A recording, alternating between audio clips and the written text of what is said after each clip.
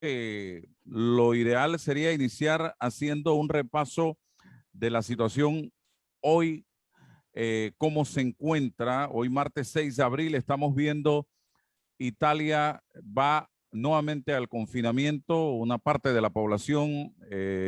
También estamos viendo confinamientos en otras regiones de Europa. Estamos viendo en Sudamérica situaciones similares. ¿A dónde estamos realmente hoy día con esta salida de nuevas variantes del COVID-19? Bueno, primeramente buenos días y gracias por la invitación. Siempre es un gusto conversar con ustedes y tener oportunidad de dirigirme también al público panameño. ¿Dónde estamos? Bueno, yo creo que ya después de un año de estar conociendo el coronavirus, ya debemos habernos dado cuenta de que es un virus muy versátil, que no se queda quieto y que siempre encuentra formas de sorprendernos. Eh, es cierto, hay varios países en confinamiento, en Europa, etcétera. Tenemos una situación muy interesante, ¿verdad? Porque ya ha comenzado el proceso de vacunación en muchos países del mundo. Y entonces, claro, cuando vemos que de pronto parece que hay otros repuntes, decimos, bueno, pero ¿qué está pasando? Y hay que equiparar el comportamiento del coronavirus con el comportamiento de las personas, ¿no? Eh, nos va a tomar un tiempo llegar a la inmunidad de rebaño, a tener por lo menos 2/3 o más o menos 70% de la población protegida. Y entonces es cuando ya uno puede hablar de que la transmisión baja a un nivel pues que nos permite ya mirar hacia una normalidad. Pero mientras eso no suceda, Álvaro, el problema es mucha gente se desmanda, me vacuné, me voy a la calle, me voy para las fiestas, etcétera. No podemos hacer eso porque necesitamos que más gente se vacune, esa es una. Número dos, estamos viendo algo que el virus nos ha mostrado desde el año pasado. Este es un virus que cambia su apariencia y al cambiarla se le escapa a veces al sistema inmune o se transmite más fácilmente. Entonces, un momento en que estamos alcanzando grados de protección importantes, no podemos entonces dejar bajar la guardia, sobre todo cuando estamos en la calle, cuando estamos en aglomeraciones y sobre todo cuando tenemos variantes que se van a aprovechar de lo que quede del virus para entonces hacer fiesta y seguir multiplicándose. Así que yo creo que estamos viendo una combinación de factores en diferentes partes del mundo. Doctora, ¿la vacuna funciona para las nuevas variantes? ¿Y qué le puede decir usted a esas personas que en este momento demonizan a las vacunas? Bueno, son dos preguntas importantes. Voy a comenzar con la segunda. ¿Qué le puedo decir a las personas que demonizan a las vacunas? No creo que me van a escuchar. Yo les diría sencillamente que seamos respetuosos, así como nosotros debemos respetar a la persona que no se quiera vacunar. Las personas que específicamente tienen esa agenda, ¿verdad? De agarrarse a veces de informaciones incompletas, parciales, tergiversadas, para asustar a la población. A esas personas que les puedo decir están haciendo un daño terrible a la sociedad. O sea, cada uno toma su decisión, pero no debemos contaminar a la población que sí quiere hacer un cambio ya de esta vida de pandemia que hemos tenido. Solidaridad, tenemos que cooperar, todos tenemos que cooperar. La posibilidad de que tengamos un evento adverso con la vacuna es bajísima comparada con la posibilidad de morirnos si nos da COVID. O sea, es del cielo a la tierra. Así que eso es lo que diría sobre la segunda parte de la pregunta. De la primera parte de la pregunta, pues, como yo les comentaba, el coronavirus ha estado cambiando desde que apareció. Entonces, ahora mismo hay 7, 8 nuevas cepas o variantes, ¿verdad? Y lo que hacen estas cepas es que cambian un poquito la apariencia del virus y se cree pues que puede engañar al sistema inmune y a veces lo hacen. Lo importante de las nuevas cepas, y hay tres principales, tres o cuatro, pero las tres principales son pues la de Reino Unido, la que es la 117, la de Sudáfrica, que es la 1351, y la de Brasil, Brasil con Japón, que es la P1, para decirles las tres principales. Pues. Entonces, lo que se ha visto es que parece que estas cepas tienen la capacidad de transmitirse más fácilmente. Esa es una. No está muy claro, se cree que podrían ser más letales, pero hay que recordar que la letalidad es un porcentaje. Entonces, si tenemos más casos, ese número, ese porcentaje, por muy bajo que sea, va a tener un número absoluto más alto. Entonces hay que tratar de no confundirse. Pero específicamente, pues ya llegando al punto de las vacunas, la mayoría de las vacunas aprobadas ahora mismo, que son pues, son cuatro: Pfizer, Moderna, Johnson & Johnson y AstraZeneca, cubren bastante bien a las variantes de Reino Unido y a la de Brasil, más o menos, no escapa tanto al efecto de las vacunas. La de Sudáfrica es la que ha sido un poquito más problemática.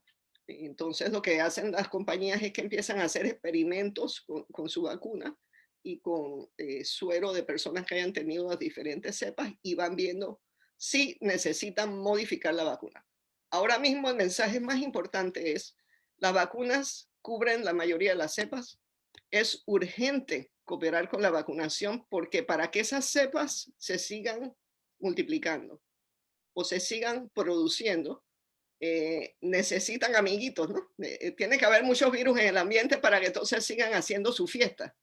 Entonces ahí es donde es importantísimo cooperar con la vacunación, con las medidas de bioseguridad y tener esa meta común de alcanzar la inmunidad de rebaño. Eso va a bajar la transmisibilidad y al bajarla le hacemos más difícil a esas cepas que se rieguen y que se sigan multiplicando.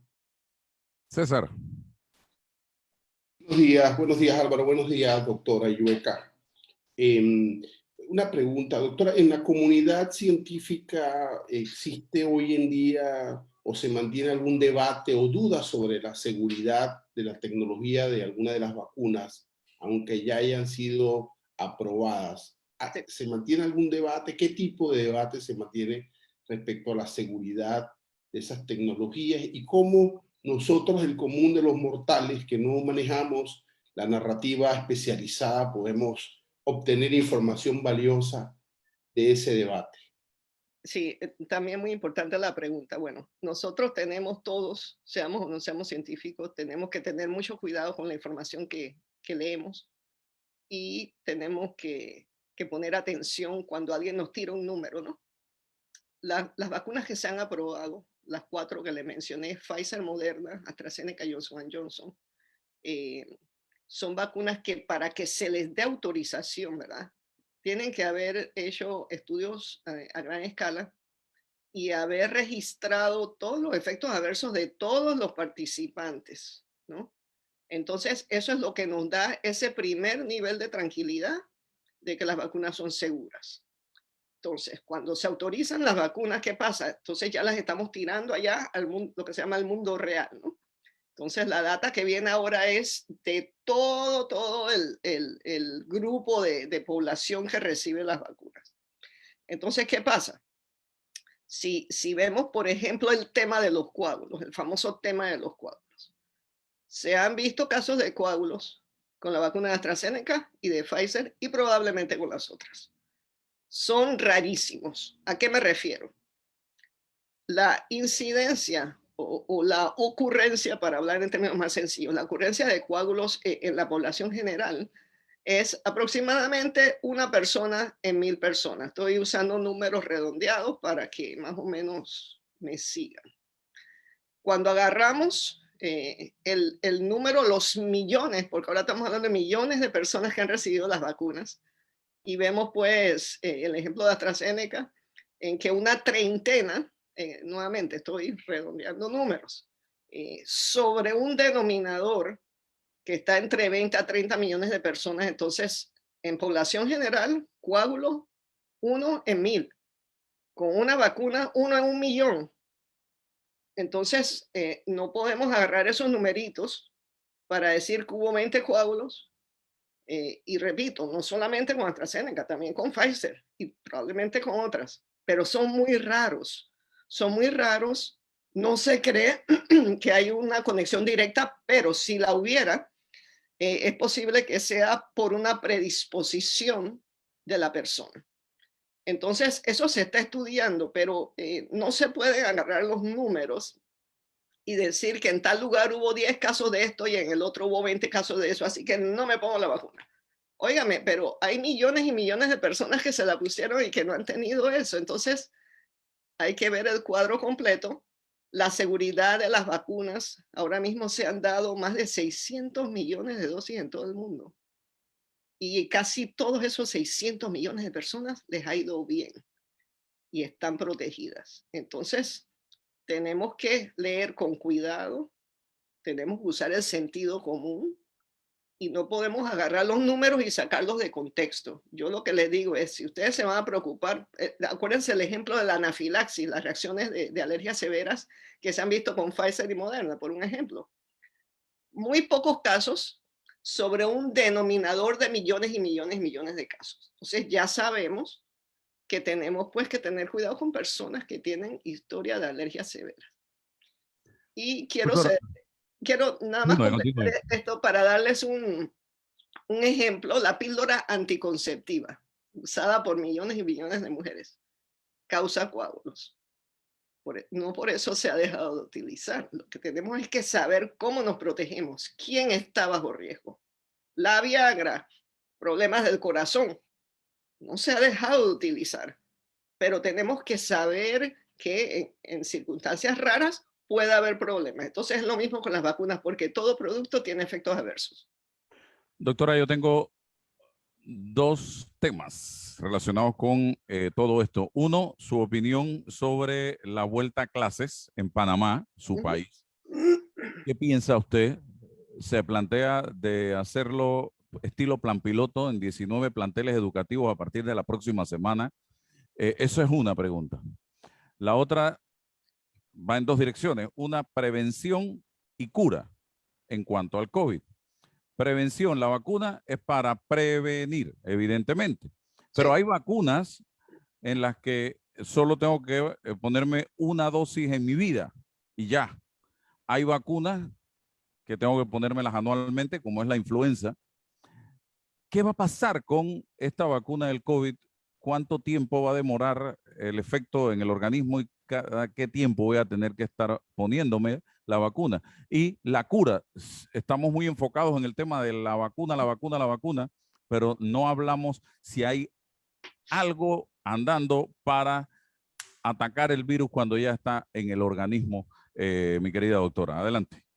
Bueno, creo que son 3 preguntas, así que si se me olvida alguna, me la repites. Voy a empezar con la cura.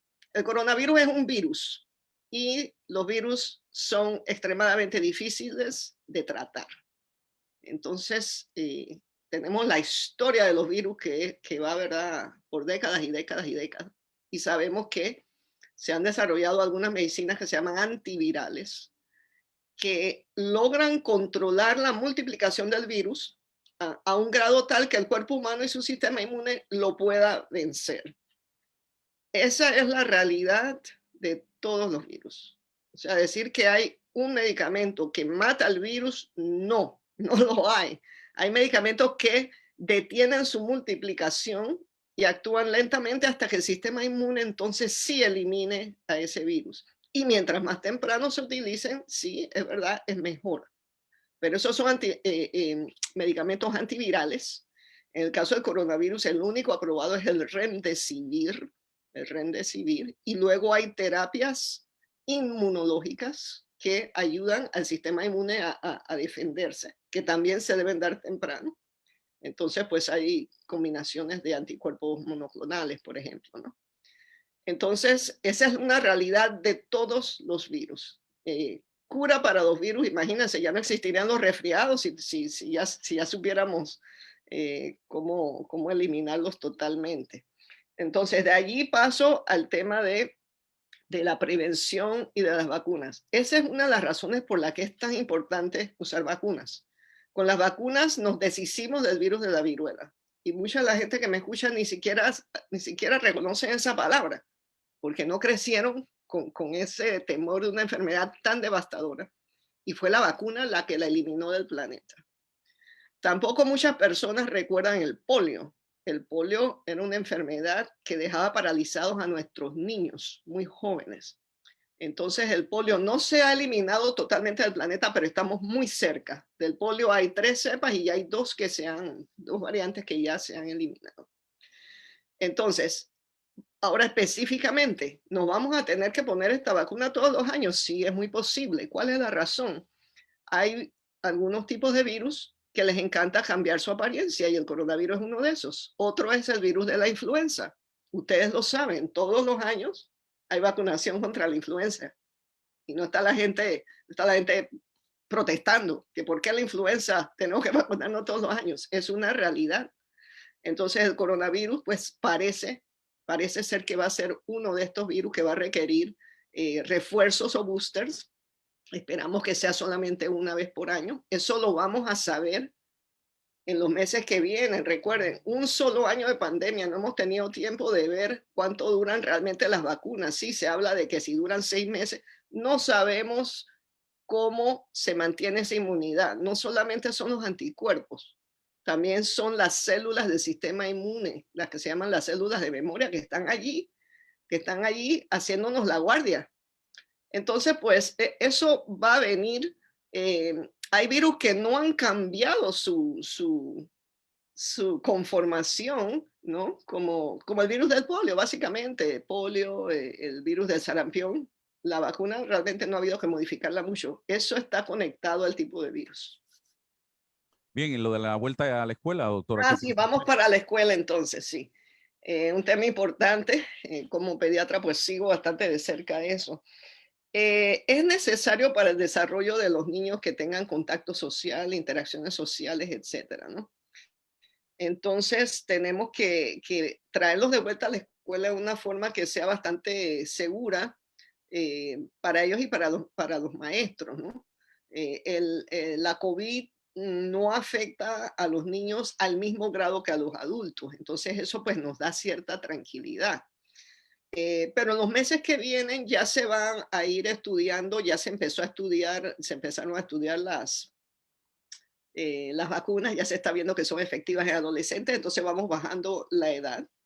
Entonces hay que hacerlo en forma controlada. Hay que estar seguros que no hay un brote que esté fuera de control en la comunidad, porque ese no sería momento de tenerlas abiertas. Ahora mismo la curva en Panamá ha bajado, igual que la curva en Estados Unidos ha bajado. Entonces, las recomendaciones acá en Estados Unidos ahora mismo es dejar que se abran las escuelas siempre y cuando no haya transmisión comunitaria. Es más, se habla de que los niños podrían hasta usar una distancia de 1 metro en vez de 2 metros. Todo eso se está viendo y también pues vacunando a los maestros, porque ellos en realidad serían los que estarían más bajo riesgo si hubiera algún tipo de transmisión en la escuela. Hay que hacerlo de la forma más controlada y más cuidadosa que se pueda. Hay que hacer el esfuerzo, pero hay que tener un umbral no muy alto para parar, ¿verdad? Si se desarrolla un repunte nuevamente y el sistema de salud nuevamente se ve al borde de colapso, habría que parar nuevamente, ¿no? Pero bueno, ese ya es otro tema. Bien, César. Doctora, este asunto del COVID es multifacético, ¿no? Tiene muchos ámbitos, muchos vértices.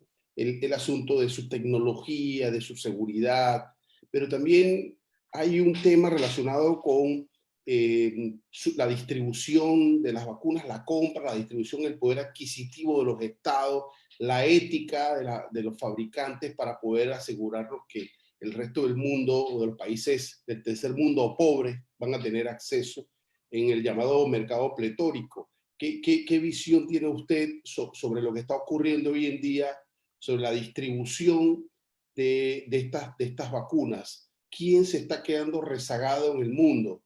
Nosotros, claro, como panameños nos hace feliz contar cada semana con unas dosis que nos llegan la vocería del Ministerio de Salud que dice que ya han comprado una millonada de vacunas. ¿Qué pasa con el resto, doctora? Bueno, nuevamente, buenas preguntas, buenas preguntas. Una de las cosas más nobles de esta pandemia es que se han reunido esfuerzos de varios gobiernos, de universidades, de científicos para desarrollar la vacuna y para distribuirla. Entonces, claro que hay unas diferencias económicas en la adquisición de la vacuna, pero hay varios factores. Hay países que esperaron al último minuto para entonces hacer sus arreglos. Yo les puedo decir que gracias a Dios Panamá, a través de la Cancillería y del MINSA, se movieron rápido para tener lo que tenemos hasta ahora. Estamos adelante de otros países que ni siquiera habían hecho esas diligencias, ¿no? Entonces está ese factor intrínseco del país. Los recursos económicos, gracias a Dios tenemos organizaciones como la OMS, Organización Mundial de la Salud, Organización Panamericana de la Salud, y tenemos los programas como el programa COVAX que están diseñados para ayudar a países de todo tipo de recursos, pero que ayudan a países de pocos recursos. Hay institutos y alianzas como Gavi, como Serum, como CEPI, que se dedican precisamente a ayudar a llevar las vacunas a países de pocos recursos. Entonces, creo que se está haciendo un esfuerzo a nivel mundial, a nivel de instituciones y organizaciones, para que no le falte la vacuna a nadie. No estamos todavía en ese punto, no hemos llegado a ese punto, pero creo que se está haciendo el esfuerzo para que así sea, que se pueda vacunar al menos a los 2/3 que necesitamos en el mundo, ¿no? Y hay que recordar que esto no es fácil. El mundo tiene más o menos 8 billones, con B de bueno, de habitantes. Entonces, esa es una cantidad apoteósica de vacunas y por eso se necesitan varios fabricantes de vacunas. Una sola compañía no se va a poder dar abasto. Y luego las compañías, ¿cómo cooperan? Cooperan porque manejan también sus patentes diferentes, le permiten a diferentes centros de los países hacer sus vacunas mientras esté en situación de pandemia. Cuando se controla la pandemia y en algunos países cuando la aprobación ya de licencia es finalizada, ya entonces empiezan a recoger un poco quién puede hacer las vacunas, pero el esfuerzo inicial hay todas clases de colaboraciones ahora mismo entre laboratorios, entre distribuidores, para poder llevar la vacuna a todos los rincones del mundo. Nuevamente, no hemos llegado ahí, pero se están haciendo los esfuerzos. Doctora, la vacuna rusa y la vacuna china, qué impresión, porque yo, cuando usted habla de las otras 4 vacunas, sí. No menciona la rusa ni menciona la de Cuba. Y sí. Lo segundo, el presidente de Argentina ha dejado claro que, y lo hablábamos ayer con la ministra Eira Ruiz, que te puedes vacunar, pero eso no garantiza que la enfermedad no te va a atacar. Lo que va a definir es la intensidad quizás con que te ataque el virus. Sin embargo, vemos al presidente de México que hace todo lo contrario, es un antisistema, todo lo contrario al librito. Ha dicho que no se va a vacunar, ya le dio COVID y anda por ahí muerto de la risa mandando ese mensaje a la población. La escucho, doctora. Sí. Bueno, las vacunas hacen 2 cosas o 3 cosas, ¿no? Cuando hablamos de efectividad de vacunas, estamos hablando a que la probabilidad de que usted, si usted está vacunado, se contagie baja dramáticamente, dramáticamente. Cuando se comparan a un grupo, para darles un ejemplo, 100 personas que no se han vacunado y 100 personas que sí se han vacunado. Si esas personas que no se han vacunado todas estuvieran bajo riesgo de contraer X enfermedad, en este caso la COVID, las que sí se vacunaron van a tener probablemente solo el 10% dependiendo de la efectividad, 10%, 20%, o sea que baja dramáticamente la posibilidad de contagiarse. Ese es número 1. Pero si se contagian, y esto es lo más importante, aquí es donde otro mensaje, no es bueno estar comparando numeritos. ¿Qué tal? Porque es 94%, esa es la que yo quiero no quiero la de 80%. esa no es la forma de ver esto. La forma de ver esto es que las vacunas, y ahora voy para la aprobación, las vacunas aprobadas por entes regulatorios de primer orden, esas son las 4 que he mencionado, aprobadas ya sea por la FDA o la EMA o precalificadas con la Organización Mundial de la Salud. Esas son las que les acabo de mencionar. Todas esas vacunas sabemos que protegen contra enfermedad severa por COVID y contra la muerte. Entonces, ahí no tenemos que estar mirando que si me gustó más el 90, que me gusta más que el 70. No se estudiaron juntas, no podemos hacer esa comparación, ¿no? Las ventajas están allí claritas.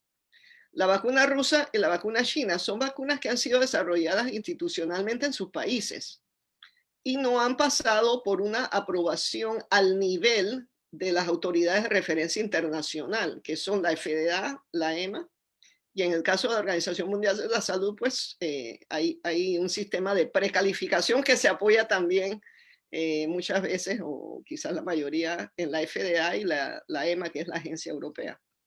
Entonces, yo estoy familiarizada con el sistema de aprobación de estos entes regulatorios que les acabo de mencionar, y por eso cuando yo hablo de autorización, estoy hablando de autorización o en Estados Unidos o en Europa por estas 2 grandes organizaciones regulatorias. La vacuna rusa fue aprobada en Rusia, es más, se aprobó antes de completar los estudios, antes de la fase 3, que es la más importante, ya la estaban distribuyendo. Y la vacuna china pues también se ha estado usando en la China y en Sudamérica. Entonces, sencillamente, cuando yo hablo de que no están autorizadas, me estoy refiriendo a las autoridades de referencia internacional. Cada país tiene su sistema de aprobación. Entonces, cada país tiene la potestad de revisar la data cuando se la presentan y luego de hacer sus propios estudios. Les doy el ejemplo de la vacuna china de Sinovac, que se está usando en Brasil y que ellos hicieron su registro, sus estudios, etcétera, y están hablando de un 50% de efectividad. Entonces hay que dar 2 o 3 dosis, ¿no? La vacuna Sputnik ha reportado que son efectivos hasta el 90%. La vacuna Sputnik, quiero aclarar, es una plataforma similar a la de AstraZeneca y de Johnson & Johnson, excepto que usan dos vectores virales de adenovirus humanos, pero uno de esos 2 vectores es el mismo tipo de plataforma que Johnson & Johnson y AstraZeneca. Entonces, no tengo información a fondo de ninguna de estas 2 vacunas, sino lo que se ha publicado. Y lo único que les puedo decir pues es que no tengo esa totalidad de evaluación que vendría de entes ya más mundiales, ¿no? FDA y EMA. Pero sí están aprobadas por sus respectivos institutos y en muchos países se están usando. Eso ya es una aprobación a nivel local de cada país. Y en Panamá tenemos nuestro grupo que hace ese tipo de evaluación, que es Farmacia y Drogas, y ellos están revisando los dossiers con mucho cuidado. Y bueno, tenemos que apoyarnos en su decisión. Pero esa es la distinción, Álvaro, porque yo hablo de 4 y estas 2 no las menciono de salida. Es por el proceso de aprobación. Le agradezco el tiempo que nos ha regalado a todos nosotros en la mañana de hoy para hablarnos un poco de las vacunas. Yo ayer subí un sondeo a mi red social Twitter en horas de la noche. Le puse 12 horas de tiempo y la pregunta era, ¿qué piensan los padres de familia de iniciarse las clases semipresenciales? La próxima semana enviará usted a sus hijos a la escuela. Participaron 3.678 personas en el sondeo y el resultado ya a esta hora, concluido el sondeo, es 67% dijo que no, 26% dice que sí y un 7% dijo que no ha tomado todavía una decisión. En el fondo, mi consejo, usted, padre de familia que me está sintonizando, que me está escuchando, que nos está viendo, tendrá que tomar su decisión si envía o no a su hijo a la escuela. No puede obligársele a nadie a mandar al muchacho a clases. Eso es una decisión muy personal que usted tendrá que tomar basado en su experiencia, en lo que usted está viendo en este momento y en lo que le garantice esa escuela, ese director, ese plantel educativo que va a hacer con su hijo desde que entra hasta que sale de la escuela. Vamos al cambio comercial, César, y regreso para tu comentario sobre este tema. Gracias, doctora. Bien, hasta pronto. Doctora. Buen día. Gracias, César y Álvaro. Un abrazo. Bien, hemos conversado con la doctora Marta Illueca, estimados amigos, 30 minutos interesantísimos a través del programa Sin Rodeos de Omega Estéreo para ilustrar a la población. Le reitero, yo no le voy a decir aquí a nadie, ni me van a escuchar a mí diciéndole a usted, padre de familia, tiene que mandar a su hijo a la escuela, porque yo no voy a ser después el que va a salir a ayudarlo a usted para llevar a su hijo al hospital o a un familiar si se enferma de COVID, producto de que ese muchacho fue a la escuela. Es una decisión suya. Y si el plantel educativo usted revisa y usted es consciente de que le está brindando las medidas de seguridad adecuadas, de bioseguridad, entonces usted dirá, perfecto, estoy tranquilo o estoy tranquila, conversan como pareja, si es que hay parejas, si es uno o el otro, y manda a su hijo a la escuela. Si usted dice, no, ¿qué va? No me gusta cómo está la situación, no me conviene, entonces usted decidirá que su hijo siga teniendo clases de manera virtual. Esa es una decisión suya. Y no es para debatirla, ni para insultarse, ni para descalificarse, ni para pelearse en las redes sociales, para nada, estimados amigos. Sino que aquí todo, absolutamente todo lo convertimos en un problema de grandes magnitudes. Aquí lo que se ha planteado por parte de la ministra, para los que no tuvieron la oportunidad de escucharla o verla, 19 planteles educativos como plan piloto inicialmente para este proyecto. 19 que han sido observados, revisados por el Ministerio de Salud, por el Ministerio de Educación para ver los protocolos a seguir y demás. Algo sí les voy a decir, estimados amigos, ustedes van a ver lo que van a hacer los colegios particulares. Esos más rápido que ligero se van a montar en este llamado hecho por el Ministerio de Educación y van a arrancar lo más rápido posible con las clases semipresenciales. Ustedes van a ver. Y van a seguir abriéndose más y más y más la brecha entre la educación pública y la educación privada. Ustedes van a ver lo que yo les estoy planteando. Vamos a ver qué pasa. Y si usted envía a su hijo a la escuela o no lo envía, eso no tiene nada que ver con que lo quiere o no lo quiere. Dejemos ese debate infantil. Ah, tú lo quieres, por eso lo mandaste, o tú no lo quieres, por eso lo mandaste. Ese es un debate tonto, sinceramente. Así que dejemos ese debate a un lado. Es una decisión personal de cada quien y eso tiene que respetarse. Bien, seguimos adelante, estimados amigos. Vamos a conversar en segundos con el gerente del Metro de Panamá, don Héctor Ortega, a quien le agradecemos que esté con nosotros. Pero César, decía yo, la decisión de enviar al muchacho a la escuela no significa si lo quieres o no lo quieres. Dejemos ese debate estéril. Aquí lo que el padre tiene que revisar para tomar su decisión es si el plantel y la administración del plantel le está brindando las condiciones adecuadas para el tema de la bioseguridad. Y si yo considero que me la está brindando, lo mando. Si no, no lo mando y eso no significa nada. Adelante, don César. Claro, es una decisión de política pública de ir aproximándonos a una normalidad. Ya tenemos un año de mantener a nuestros jóvenes, a nuestros niños en casa, recibiendo docencia desde casa con la participación de sus padres. Ahora se abre una posibilidad, pero esta posibilidad está, por supuesto, condicionada efectivamente en el cumplimiento de las medidas de seguridad que tienen que ser rígidas. Y si funcionan y se van registrando reaperturas paulatinas, se tiene que mantener ese mismo régimen de seguridad de la escuela. No es tampoco, Álvaro, que 19 escuelas pilotos cumplen con esos estándares y la reapertura siguiente, entonces vamos flexibilizando e improvisando para que generemos una supuesta idea de normalidad respecto al tema de la educación. Y como tú bien dices, el Ministerio de Educación debe permitirle al padre la última decisión, que es la que luego de verificar los padres de familia que se cumplen en la infraestructura de esas medidas, tomar la decisión. No una decisión impuesta a través del Ministerio de Educación, sino coordinada en doble vía para entonces todos estar seguros. Y como nos enseñó ahorita la doctora Illueca, se está trabajando con las vacunas, con la investigación con adolescentes, ¿sí?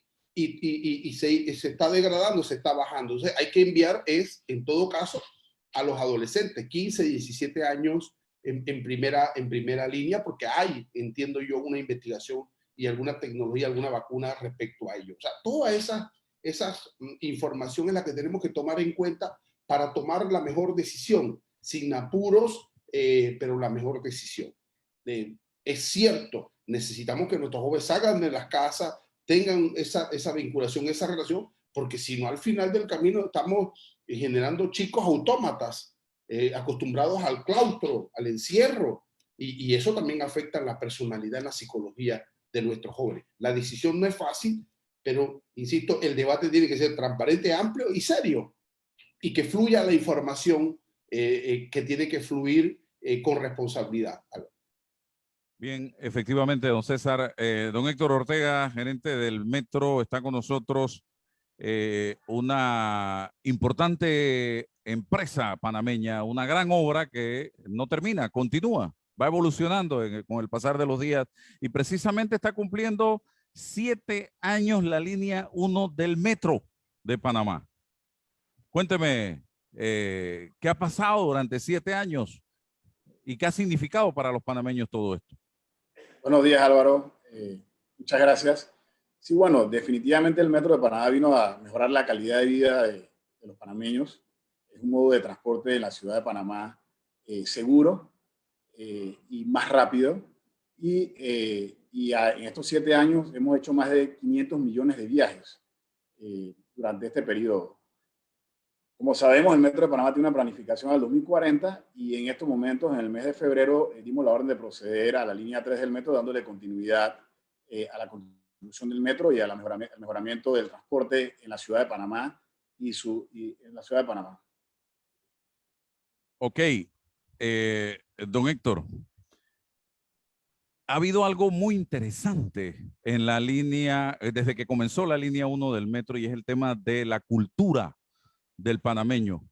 Me recuerda el Metro, mi infancia, cuando nos traían de paseo a las áreas revertidas, que estaba aquí los norteamericanos. Uno tenía una conducta cuando estaba en ese sector, pero cuando salía de allí volvíamos a ser panameños. Y yo veo algo parecido en el Metro. La gente tiene un comportamiento diferente y mucha gente apostaba que eso iba a ser un desastre. Hablemos de eso. Sí, definitivamente a través de la metrocultura, nosotros como el Metro estamos muy agradecidos con nuestros usuarios. La metrocultura ha ayudado a inculcarle a nuestros usuarios un grado de pertenencia.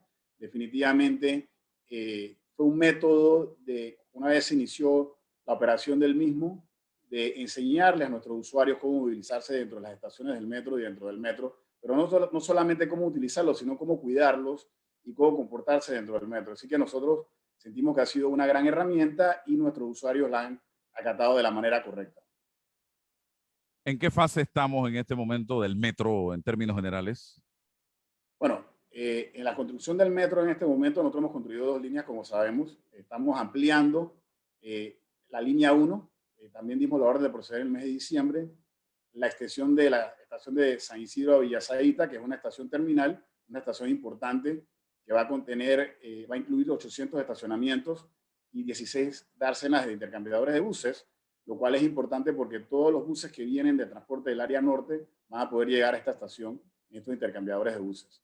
Adicionalmente, tenemos un gran avance en la ampliación de la línea 2 hacia el aeropuerto, la estación de Litze, que sale de la estación del Corredor Sur a la estación de Litze y del aeropuerto. Tenemos un avance importante. Si Dios quiere, estaremos ya inaugurando la operación de esta ampliación a finales del otro año, del 2022, y le hemos dado continuidad al plan maestro, que en este momento tenemos planificado la construcción de 9 líneas al 2040 y estamos dando inicio, en el mes de febrero dimos inicio a la línea 3 del metro, el cual va a beneficiar a más de 500.000 personas en el área oeste. César. Don Héctor, buenos días. Hace muchos años, la verdad que no lo quiero ni contar, en un viaje a Medellín, alguien me dijo, pero una de las cosas que tienes que hacer es montarte al metro de Medellín. Entonces había una conexión entre lo turístico, lo cultural y la posibilidad de conocer el metro de Medellín. Cuando usted habla de la metrocultura, ¿qué programas y proyectos hay para que nuestro metro se identifique con nuestra identidad como panameño, que se haga atractivo y que rompamos la lógica de que el metro no solamente es un mecanismo para transportar personas? ¿Cómo engarzamos esa metrocultura con la identidad del panameño y la relación con los turistas? Bueno, nosotros tenemos programas, obviamente con este tema de las medidas de bioseguridad están un poco restrictivos, pero tenemos programas de bibliotecas dentro de las estaciones, promovemos temas educativos, temas culturales, programas culturales, hemos hecho ballet, danzas, utilizamos las estaciones para promover cultura y educar a nuestros usuarios y a los panameños. Es un método importante, también hay otros temas de la integración del mismo método en las estaciones con programas interesantes de establecer bibliotecas, como hicieron en Medellín. Sobre todo ellos tienen un teleférico, nosotros tenemos un proyecto que en este momento estamos en un estudio, en la licitación del estudio social y ambiental y técnico y la viabilidad financiera del teleférico de San Miguelito, donde hay la intención de una integración cultural y también de la misma población del área, ¿no? Así que sí, hacia allá debemos ir. El metro de Medellín es un ejemplo importante. Sin embargo, tenemos que resaltar que el metro que tenemos en Panamá es un metro de primer mundo, que los usuarios lo han podido cuidar y que hemos tenido una eficiencia operativa bastante buena. Don Héctor, el plan, frente al plan general de ir extendiendo el metro, ¿hasta dónde es la proyección de ese plan general? Sí, bueno, el metro, la ampliación ahora mismo de la línea 3 es hasta Ciudad del Futuro en la primera fase o etapa de la línea 3, que es hasta Raiján. Hay una fase 2 que está estudiada que llega hasta Chorrera. De ahí nos vamos a concentrar en las líneas de la ciudad, dentro de la ciudad de Panamá, que vendría siendo la línea 2A, que tiene estudios muy adelantados de factibilidad técnicos, ya bastante adelantados. Sin embargo, también hay que rescatar que es importante la integración de los alimentadores hacia las estaciones para que puedan entrar, para poder suplir de usuarios a nuestras líneas principales. Así que también nosotros estamos ahora mismo haciendo una actualización de los alimentadores de la mano de MIBUS en la línea 2 y actualizando el estudio de alimentadores a las estaciones que van en la línea 3 del Metro de Panamá. Hábleme del túnel. Ha habido un debate sobre ese tema, también en cuanto a la línea 3. También el tema del tiempo que nos va a tomar desarrollar este proyecto, que es bien interesante. Y aunado a eso, hay sectores en Panamá Oeste que están pidiendo ya que se contemple en esta línea 3 inmediatamente en esta construcción llegar hasta Chorrera. Sí, bueno, nosotros tenemos contemplado construir la obra completa y tenerla operativa entre 62 a 64 meses. En este momento estamos haciendo el ajuste de las interconexiones y de las interfaces que se deben dar en el proyecto. Nosotros dimos la orden de proceder en función de los adjudicados y estamos iniciando la obra de Ciudad del Futuro hacia Panamá Pacífico. Como mencionaste, el cruce hacia la ciudad de Panamá, el cruce hacia la ciudad de Panamá, inicialmente iba a través del cuarto puente. Como sabemos, el cuarto puente en este momento se pospuso. Se tomó la decisión de evaluar diferentes alternativas y la forma más eficiente fue el tema de cruzar a través de un túnel. Este túnel, nosotros en el Metro de Panamá, por temas de transparencia, hemos decidido licitarlo, la parte del túnel. Ya iniciamos hace unas semanas el proceso de licitación del diseño básico y diseño final del túnel, que también lleva un acompañamiento de la construcción de por los 24 meses que debe ser construido este túnel. En los próximos 40 días debemos recibir las propuestas de esta licitación. Una vez el que se le adjudique esta licitación nos dé un primer diseño básico que eso es un hito importante. A los 4 meses se dé la orden de proceder de este diseño. Nos dé un diseño básico, nosotros saldremos a licitar la licitación de la construcción del túnel. Es decir, ya nosotros estamos cumpliendo con el cronograma establecido para poder construir el túnel a tiempo, hacer las interfaces y poder terminar la obra y tenerla operativa entre 62 a 64 meses. Exactamente qué tramo y por dónde pasaría ese túnel, ingeniero, y el tema de llegar hasta Chorrera en esta misma fase. Sí, el túnel inicia en Albrook, en la estación de Albrook. Ahí se va a ampliar la estación actual y llega a la estación de Balboa. La estación de Balboa era una estación elevada, va a ser una estación soterrada, y ese va a ser el primer tramo del túnel de Albrook a la estación de Balboa, que ahora va a ser una estación soterrada. De ahí cruzamos el Canal de Panamá, soterrado, y cruzamos y llegamos, nos vamos soterrados a aproximadamente 5 kilómetros. El túnel ahora mismo en el diseño preliminar que hemos hecho nosotros con la ayuda de nuestra gerencia de proyectos es de 5 kilómetros y aproximadamente unos 200 o 250 metros antes de la estación de Panamá Pacífico empieza a subir el metro y llega a una estación elevada en Panamá Pacífico. Así que básicamente en estos momentos en el diseño del túnel se verificará si será 5 kilómetros, un poquito más o un poquito menos, pero en este momento en el diseño preliminar son 5 kilómetros de túnel. En cuanto a la extensión de la línea, hay aproximadamente más de 160.000 a 180.000 personas que viven en el área de Chorrera. Es natural la extensión. Nosotros la estamos evaluando con la intención de llegar a Chorrera. En estos momentos hay retos interesantes de hasta dónde llegaríamos, en qué área de Chorrera, pero ya es algo que se ha venido estudiando y es natural pensar que si vamos a construir 25 kilómetros, ¿por qué no construir 5 o 6 kilómetros más, ¿no? Así que nosotros en estos momentos lo estamos evaluando. Lo importante es el tema del financiamiento, que también hay que entender que estos son proyectos que requieren montos importantes de dinero, ¿no? Y del presupuesto de la nación. ¿Qué ha significado para Panamá el metro? Mejoramiento de calidad de vida, más tiempo con la familia.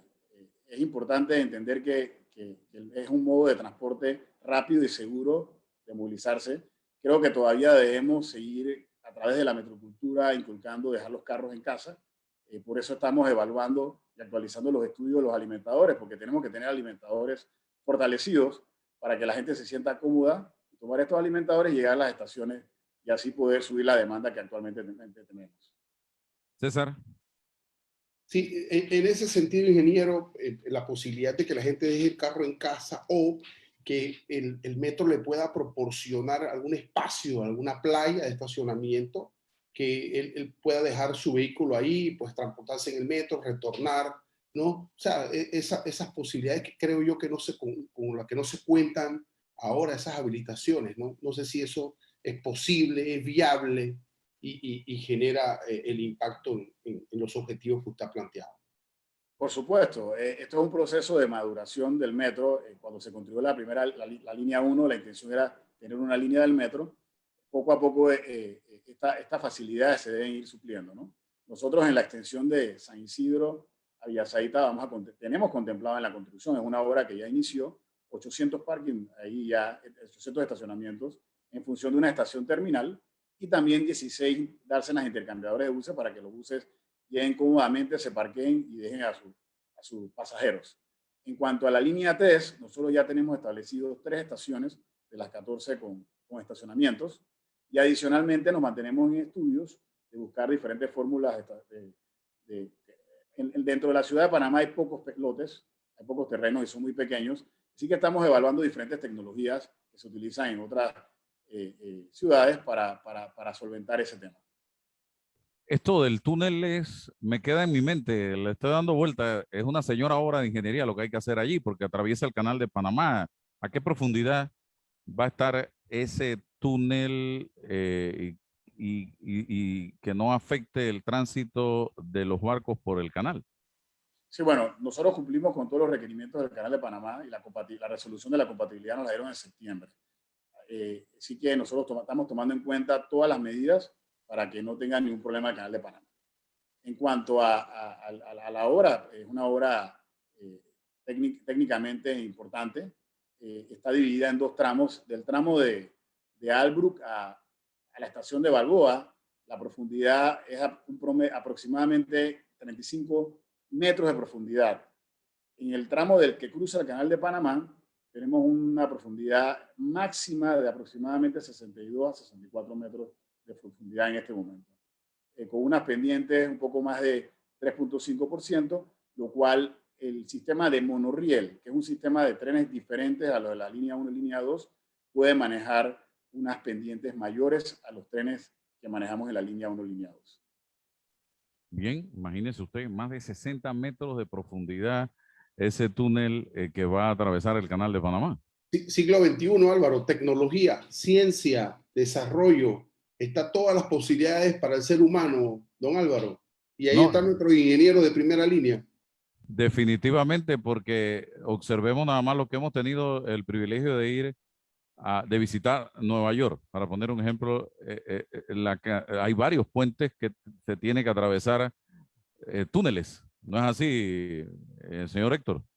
Sí, este tipo de túneles se han hecho en varias ciudades. Y de muchos años atrás. Así es, así es. Y bueno, un poquito de la extensión esta del aeropuerto, porque una cosa es decirlo, pero también hay que explicarle a la gente que esto nos pone en una posición interesantísima, y es el hecho de que las personas van a poder bajarse del avión y tomar el metro. Definitivamente va a ser una facilidad para todas las personas que lleguen al aeropuerto internacional de Tocumen de poder tener la facilidad de bajarse, salir del aeropuerto y poder directamente dentro de la estación de Tocumen entrar a un metro y poder movilizarse a la ciudad, al centro de la ciudad de Panamá de una manera muy rápida. Eso no existe en otras ciudades cerca en Centroamérica o en Latinoamérica. Así que es un modo de transporte importante para las personas, nuestros pasajeros que lleguen al aeropuerto, pero adicionalmente también le va a dar la facilidad a todas estas personas que trabajan en el ITSE, que es una gran cantidad de docentes que trabajan ahí, estudiantes, y también todo el personal que trabaja en Tocumen, que entre las dos infraestructuras trabajan, entre las dos instituciones trabajan más de 8.000 personas. Así que también le va a dar esa facilidad a las personas de poder movilizarse a su trabajo y también a todas las áreas aledañas que están en el entorno de esta ampliación. César. Don Héctor, estos asuntos que tienen que ver con las servidumbres para la construcción de las líneas, ¿eso ya está resuelto? ¿Hay algún tipo de gestión? Porque quizás eso demora un poco, ¿no? Atosiga un poco la posibilidad de la propia construcción, de la llegada del cemento. ¿Qué hay de ese tema, don Héctor? Sí, el Metro de Panamá en la línea 1 y línea 2 tiene unos programas de compensación interesantes y esto se planifica previamente, inclusive cuando estás evaluando el alineamiento de la misma. En la línea 3, por ejemplo, nosotros tenemos un financiamiento de Japón, de la Agencia Internacional de Japón a través de JICA. Ellos nos establecen un mínimo de afectaciones. No puedes pasarte de este mínimo, son 100 afectaciones, no puedes tener más de 100 afectaciones en 25 kilómetros. Así que todas estas, cuando se está haciendo el alineamiento, se toman en cuenta estas indemnizaciones. Nosotros tenemos un programa de compensación en la línea 3. Ya iniciamos acercándonos a los dueños de los comercios o de las viviendas en función de esto.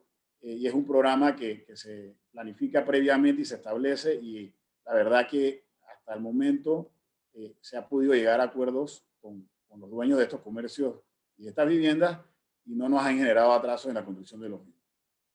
Ya para cerrar, don Héctor, hay 2 temas rapiditos. Extender todo esto de la metrocultura al área oeste y con tiempo, porque esta es una obra que va a tomar unos años. Usted me dirá cuándo calcula usted que ya esté listo este proyecto, porque esto es poco a poco, esto no es de la noche a la mañana, y lo otro no será ahora, pero la rentabilidad de mantener el precio del pasaje en lo que está costando hoy día, ¿es viable? ¿Se puede? Sí, bueno, el programa de Metrocultura definitivamente es un programa continuo. Nosotros lo hemos estado fortaleciendo. Es importante también trasladarlo fortalecerlo dentro de la ciudad y trasladarlo al área oeste. Así que es un programa continuo que el Metro va a mantener.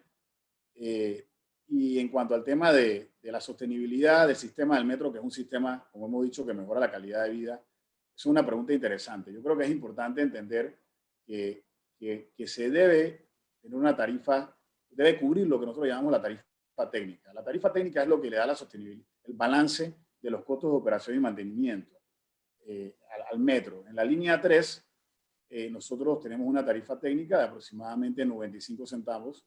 Nosotros como Metro de Panamá hacemos una propuesta al Ejecutivo. El Ejecutivo es el que debe decidir la tarifa por ley. Sin embargo, nosotros consideramos que la propuesta nuestra, lo hemos dicho anteriormente, de la línea 3 va a ser un balboa aproximadamente para que cubra los costos operativos de mantenimiento de la línea 3 y se pueda mantener el metro como lo hemos podido mantener en la línea 1 y línea 2. Pero adicionalmente nosotros también hacemos un estudio económico de cuánto le cuesta a los residentes del área oeste llegar a la ciudad de Panamá todos los días en diferentes vías de transporte, diferentes modos de transporte. Y el costo de un balboa es un costo razonable que pudiera cubrir los costos operativos de mantenimiento. Nosotros tenemos calculado los estudios de factibilidad unos costos de aproximadamente 41 millones de dólares y con esta tarifa de un balboa pudiéramos recaudar aproximadamente un poco más de 41 millones de dólares. En cuanto a la línea 1 y línea 2, tenemos retos importantes que hemos venido evaluando, que son los ingresos no tarifarios en este momento. La comercialización de publicidad en la línea 1, eso ya se está dando, y otros proyectos interesantes que lamentablemente con la pandemia que estamos viviendo lo hemos tenido que posponer. Sin embargo, hay otras vías de generar ingresos, lo que nosotros llamamos ingresos no tarifarios, para poder balancear o atenuar el déficit de la operación o mantenimiento a través de la tarifa de este momento. Bueno, agradezco, don Héctor, habernos regalado este espacio para los oyentes de Omega Estéreo y los quienes nos ven también en redes sociales a esta hora de la mañana aquí en Sin Rodeos. Gracias, César. Gracias por la audiencia y que pasen un excelente día. Hasta pronto. Nos vemos. Excelente. Muchas gracias, Álvaro. Muchas gracias, César. Saludos.